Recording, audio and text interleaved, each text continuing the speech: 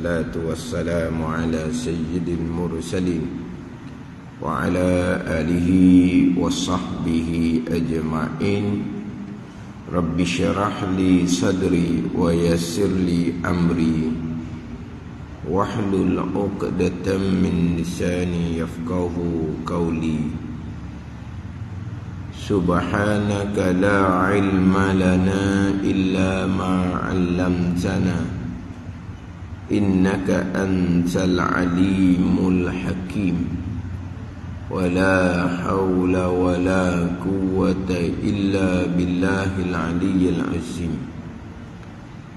Kitab Bidayatul Hidayah, muka surat 16, baris yang keempat daripada atas. Muka surat 16 baris yang keempat daripada atas. Qala al-muallifu rahimahullahu ta'ala wa nafa'ana bi'ulumihi amin. Dan demikian lagi mustahil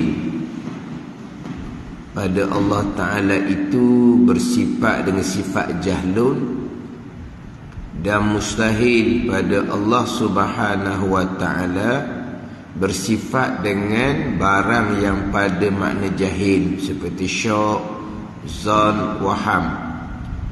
Mustahil keadaan ilmu Allah itu mudah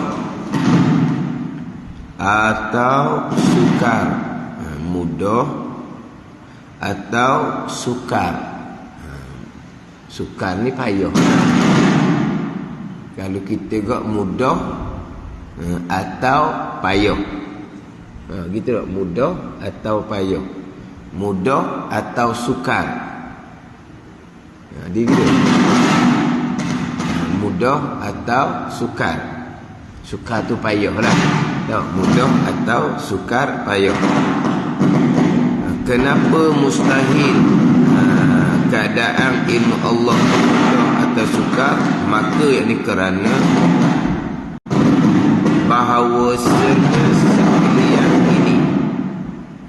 bahawasanya sekalian keadaan ilmu Allah itu mudah atau sukar pada makna jahil.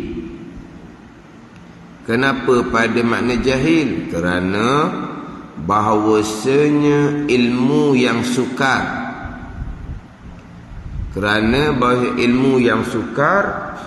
barang ialah barang, yakni ilmu yang mendahulu akan barang jahlun oleh jahil. Dan demikian lagi ilmu yang mudah, kerana tiada diketahui mudahnya itu melainkan kemudian daripada terdahulu jahlun, jahil. Jahil kita ni, dia jahlun bahasa Arab, kita jadi jahil. Dan demikian lagi mustahil bagi Allah Subhanahu wa ta'ala sifat jahlun, dan mustahil atas Allah Ta'ala pula barang yang pada makna jahil, syak, zon, waham. Mustahil keadaan ilmu Allah Ta'ala itu mudah atau sukar. Mudah Allah Ta'ala tahu, atau sukar payah Allah Ta'ala nak tahu. Itu mustahil juga. Jahil lawan bersifat ilmu. Syak, zon, waham pun lawan bersifat ilmu juga. Sebab terdahulunya syak, zon, waham, ketiga-tiga ni dipanggil masuk pada makna jahil juga. Sebab apa? Sebab tak nyata. Ilmu Allah ni inkishaf, nyata. Adapun syak, zon, waham, bukan syak dengan zon, bukan syak dengan waham, zon pun tak nyata. Dia syak ni satu-satu perkara 50-50. Ada Satu-satu perkara begitu ke, begini ke, 50-50 panggil syok. Ini cerita bab tahu ni. Ada pun benda lain banyak lagi syok kita ni. Syok suci ke najis. 50%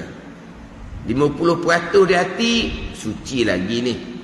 50 di hati najis dah ni. Tu bicara bab contohnya suci ataupun najis. Syok ambil wuduk mandi wajib ni rata ke tak rata lagi? Rata duduk di hati tangga 50%. Bakal dia tak rata pun 50%. Tu dia panggil syok. Tu bab lain lah. Hak ni bicara bab tahu. Bicara bab tahu. Jadi satu-satu perkara tu kita tahu juga perkara tu asalnya. Tapi kemudian syok dah. Syok ni ragu lah. Kalau kita ragu lah. Macam mana perkara tu? Saya tahu perkara ni dulu. Tapi sekarang ni ragu dah, tak pasti dah sahih dah sekarang. Tak pasti dak sahih dah sekarang ni. 50-50. Tu dipanggil jahil. Dipanggil jahil. Syok. Waham pun dipanggil jahil. Waham pun dipanggil waham. Zong pun dipanggil jahil.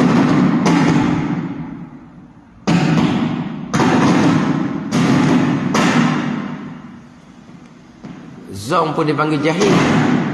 Zong ni bukan 50-50. Kita tahu tangga 60%, 70%, 80%, 90%. Tahu tangga tu dia panggil zon. Ini pun mustahil bagi Allah Subhanahu wa ta'ala. Kita kan macam mana hukum ni? Berat di hati saya sebab belajar sangat dah. Begini hukum. Tapi beginilah. Tak pasti lagi ni, tak sahih. Beritahu minggu depan pula maknanya berat di hati orang nak jawab tu. Hukumnya bagian. Bukan 50-50 ni. Memang rasa gitu dah. Berat gitu dah. Tapi pasti ke sahih ke? Nanti dululah. Nak balik tengok kitab semula. Minggu depan baru cerita balik. Padahal tu biasalah kita. Tapi bagi Allah Subhanahu wa ta'ala seumpama tu pada makna jahil juga. Sekarang bicara sifat mustahil lawan pada sifat ilmu. Sifat mustahil lawan pada sifat ilmu jahlun. Jahlun ni kalau dah kitab lama dia panggil babuk. Babuk ni tak tahu sekarang habuk. Itu babuk. Tak tahu sekarang habuk. Kosong. Kalau tanya kita, macam mana hukum ni? Allah minta maaf lah. Tak pernah jumpa pun masalah ni. Sikit pun tak tahu. Tak tahu sikit habuk. Itu jahlun, babuk. Pada makna jahlun juga, tiba tu. Syok. Zong waham. Zong ni jahlung lagi. Di sisi Allah Subhanahu wa ta'ala. Di sisi kita tu kita panggil panggil tahu ke? Macam tadi lah. Macam mana hukum ni? Rasa-rasa. Ni bukan rasa-rasa bab hukum ni. Memang tahu hukum tu. Memang tahu hukum tu. Tapi sudah tak sahih, tak pasti, nanti semula. Dia bau hukum hakam agama ni, dia tak boleh nak rasa-rasa, tak boleh nak gamuk-gamuk. Kalau macam mana hukum ni? Saya rasa siap. Saya gamuk siap. Ni kalau almarhum tugu saya Baba Najibuddin Kerandan sebut rasa ke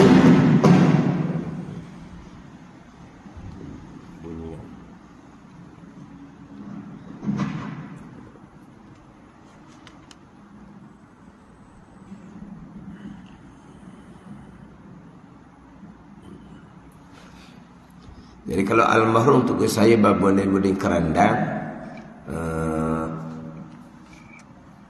sebut saya rasa saya gamuk, waktu saya siti sangat. Bukan kata orang-orang yang tak belajar, terutama sekali kalau orang mengajar. Macam nak ustaz hukum ni, saya rasalah Allah kata awak boleh rasa-rasa, boleh gamuk-gamuk hukum agama. Ini orang mengajar ni. Orang yang belajar lebih kurang, saya rasa, nak rasa apa? Nak rasa manis ke masin? Itu makanan. Hukum, mana boleh rasa-rasa, boleh gamuk-gamuk? Pasti molek lah. Hukum dia macam mana? Jangan duk rasa-rasa gamuk gitu. Nyata yang dirasa-rasa, yang digamuk-gamuk, kemudian tu betul, sekalipun tetap haram, kerana berani dengan hukum agama. Satu lagi waktu saya sensitifnya, pada pandangan saya Allah. Awak ada pandangan ulama mujtahid? Ada pandangan. Hanya hukum hakam yang dinakalkan, yang diambil daripada pandangan ulama muktabar. Mujtahid. Kalau kita ni ulama muktabar, dia kalangan mujtahid, bolehlah. Pada pandangan saya sebagai ulama mujtahid, jawab gitu. Pada pandangan saya sebagai ulama mujtahid, dia jawab pada pandangan. Kalau kita baca kitab pandangan-pandangan ulama, pada pandangan saya, sekarang ni hebat laginya, didatangkan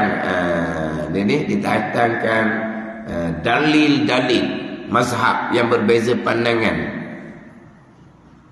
Pada pandangan saya, dalil Imam Syafi'i ini tak kuat. Pada pandangan saya, dalil pandangan Imam Hanafi ini tak kuat. Salah pandangan Imam Hanafi ini. Sedap dia. Dia boleh nak letak ni. Pandangan imam besar ni, dia nak letak. Ni pandangan dalilnya tak sapa, dalilnya tak kuat, dalilnya begitu begini. Ni orang yang tak insah diri orang panggil. Cuma nak ambil ilmu daripada orang seumpama ni, orang tak ada insah diri. Datangkan dalil pandangan Imam Mazhab, datangkan. Setakat tu sudahlah. Kemudian pandangan Imam Mazhab ni, hak jumhur, hak kebanyakan dia begini, sudah. Dalil yang lebih hampir dengan tepat. Dalil yang pada pandangan saya, dalil Imam Syafi'i ini dalil yang sangat lemah. Ada ni. Kata handalam dia. Tengok atas bawah pun tak percaya dah. Tengok muka pun tak percaya dah. Tengok akhlak pun tak percaya dah. Nyenyih je. Apa dah? Tak apalah, orang tak faham nyenyih. Kita katakan faham lah. Orang jenis nyenyih. Orang jenis nyenyih ni orang sombong. Orang sombong kan? Dia nyenyih kan? Tak nyenyih tau. Kau tak faham kau orang nipu ni. Orang nipu tak faham nyenyih berat lah. Orang luar tak faham tak apalah. Tapi nyenyih tu mana sombong lah. Sedap. Pada pandangan saya, dalil Imam Syafi'i lemah. Imam Syafi'i tak sapa dalil. Hadis ni tak sapa ke Imam Syafi'i. Hebat. Nak kata macam mana? Orang sijil tinggi. Imam Hanafi ke Imam Maliki ke Imam Syafi'i ke Imam Hanbali. Sijil apa dia? Ada sijil-sijil. Stam-stam pun tak ada. Nak BA, MA, PhD lagi tak ada. Mereka main sijil tinggi mana? Boleh sijil tu pula markah dia, grade dia tinggi. Cerdik. Dia jadi sombong ni. Datangkan dalil-dalil pandangan mazhab, putih setakat tu. Kemudian pada pandangan saya, antara pandangan mazhab ini yang lebih sesuai di tempat kita. Kenapa? Dan sekarang ni ada juga ditulis-tulis.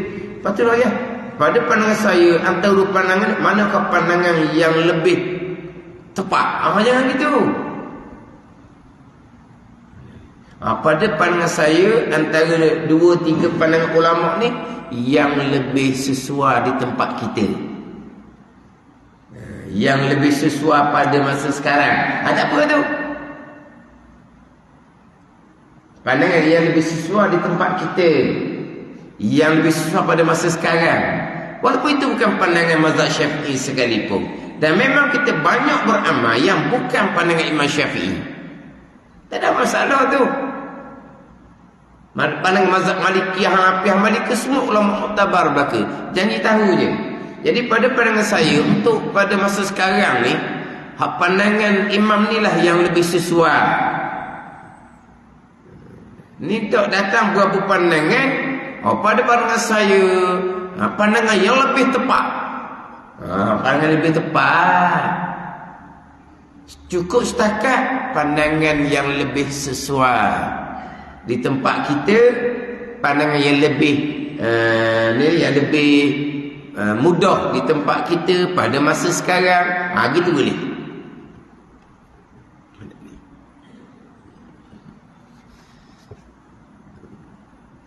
Jadi tu guru saya kalau sebut, pada pandangan saya tak payah pandangan. Hak ni hak ada dalam kitab pandangan imam-imam muktabar sudah. Ni ada juga orang tanya, perkara ni pandangan ustaz macam mana? Orang tanya tu tak betul dah. Ingat ustaz tu ulama mujtahid berkali. Dia tanya-tanya.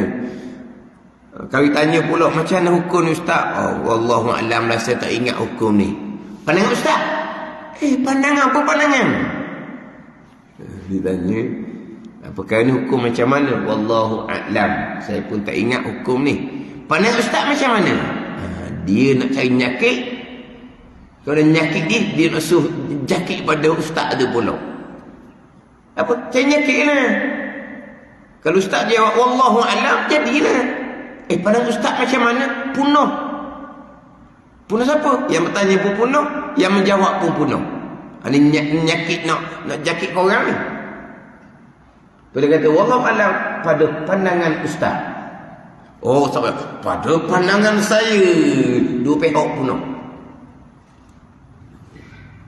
Ni bab hukum agama, dia kena pasti sahih. Sebab tu sebut tadi, kadang-kadang hukum ni nantilah saya tengok kitab semula lah. Setakat ingat-ingat, tu mana apa tu? Zam tu zam tu. Zam dia panggil. Pada zam, memanglah dalam gitulah hukum dia. Tapi gitulah, saya beritahu balik dalam depan. Ada juga begitu. Mana seingat-ingat sapi, ni dah ada sahih ni, nanti balik tengok kitab dulu. Amal apa ke? Zon orang panggil. Jadi nisbah dengan Allah Ta'ala itu pada makna jahlung juga. Mustahil atas Allah Subhanahu wa Ta'ala. Sebab apa? Tak nyata. Ilmu Allah nyata, inkishaf. Nyata bagi Allah Subhanahu wa Ta'ala dengan sifat ilmu. Zon tak nyata. Syak waham lagilah jauh. Faham ni? Zon kita kata 60%, waham 40%. Saya ingat-ingat saya qada 90%. 10% lagi dipanggil waham. Kemungkinan hukumnya lain. Gitulah. Macam ginilah kitanya kalau cerita hak, satunya zon, satunya waham. Kita dengan pakaian tu ke sana kemari, ke sana kemari. Maka tak yakin dari hati kita pakaian kita tu kekal suci sebagaimana yang kita ambil dalam almari. Tapi berat di hati kita masih lagi suci. Kita letaklah. Masih lagi suci sekadar 90%. Ada ni? Berarti waham akan najis 10%. Dia tu. Sekarang kita tak ada pergi tempat-tempat naji. Tapi dah pakai sehari dah. Pergi mari. Yakin tak lagi suci? Tak yakin dah. Sebab pergi mak kata riti dah. Tapi berat di hati, suci. Mana apa? Kodok 90%. Maknanya 10% ada waham di hati akan najis. Jadi 90% zon di hati kekal suci pakaian, 10% waham di hati akan najis pakaian. Zon sebelah, waham zon sebelah, waham sebelah. Macam contoh ya, rata ketika berwuduk, rata ketika mandi wajib. Tak syarat yakin 100%. Zon dah kita gosok rata lah. Ketika berwuduk, ketika mandi wajib, yakin ke? Nak yakin ni kena bercermin di hadapan tau. Lepas tu kena pakai spray tunjuk sikit-sikit. Tak yakin. Tapi zon di hati rata 90%. Maknanya 10% lagi tu tak rata.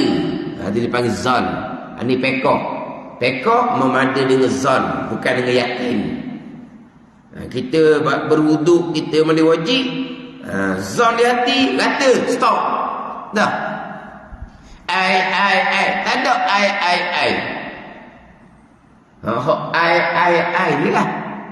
Duduk bila air siapa ke syuruk. Duduk air siapa ke syuruk. Spekar kita ni kuat ni tu. Kuat tu. Takut ada lah rumah mana-mana hok duduk bila air lagi. Masuk bila air sebelum rebang. Takut ada kan. Spekar kuat ni. Duduk syuruk lagi ni. Duduk syuruk lagi. Bila dekat nak syuruk dah ni.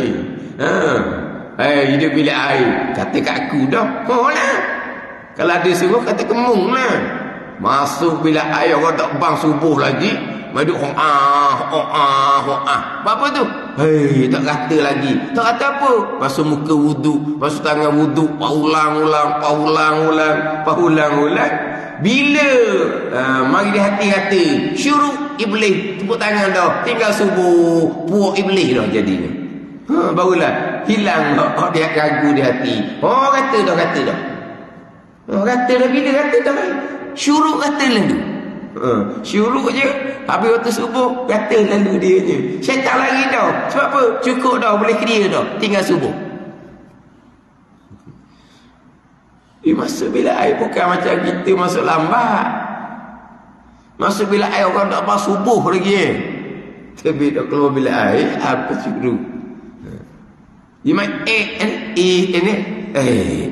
tak ada. Zon di hati kata stop. Tapi kemungkinan memang ada kemungkinan waham akan tak kata kira 10% ke 20% ke tak apa dah bekah. Itu je bekahnya. Bukan maksud yakin. Dia main dah dalam bilik air. Dah stres lah. Orang pada subuh awal waktu boleh berjemaah. Dia bangun sebelum subuh tapi duduk dalam bilik air. Itu dia panggil zon sebelah, waham sebelah. Syak 50-50. Itu semua pada makna jahil, mustahil atas Allah Subhanahu wa ta'ala. Dan maka lagi mustahil kadar ilmu Allah Ta'ala itu mudah, mana mudah tahu, atau sukar, payah nak tahu. Kenapa mustahil?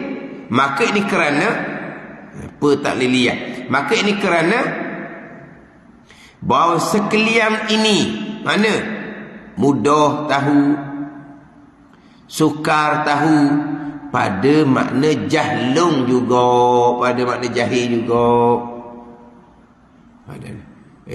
Tahu dah, tapi nak dapat tu je payah. Mudah.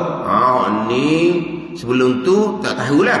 Lepas kita belajar Allah mudahnya lah ilmu ni kan. Ilmu ni kan kita belajar ilmu agama ke ilmu dunia kan. Asalnya tak tahu. Kemudian kita belajar mudah. Kalau sekolah kok ramai orang lulu dalam perkara ni. Berapa mudah. Ni payah ni. Kalau pelajar tu tak sungguh, tak lulu periksa ni. Ada ni. Ilmu kan kita ni ada yang mudah kita tahu, ada yang sukar, ada payah kita tahu. Ni kita. Di sisi Allah, itu pun dipanggil jahil juga. Jahil kok mana dah tahu dah. Cuma tahu dengan mudah, tahu dengan payah. Tapi kenapa dipanggil jahil juga? Kerana ni ilah atas ilah ni, kerana kenapa tahu dengan mudah, tahu dengan sukar, dengan payah tu dia letak pada makna jahil? Kerana banyak ilmu yang sukar, ilmu yang sukar, ilmu yang payah ni. Barang ialah barang, yakni ilmu yang mendahulu akan diakan barang jahlun oleh jahil. Jahil lah dulunya. Macam gitu. Allah ni dulu kan oleh ketahu payah, kena mutalaah, kena banyak bertanya, kena mengulang. Alhamdulillah, nyata dah di kitanya, tapi sukar, payah. Maknanya jelas nyata. Sebelum tu jahlun. Tu mustahil tak Allah kan? Sebab Allah mengetahui sedia kala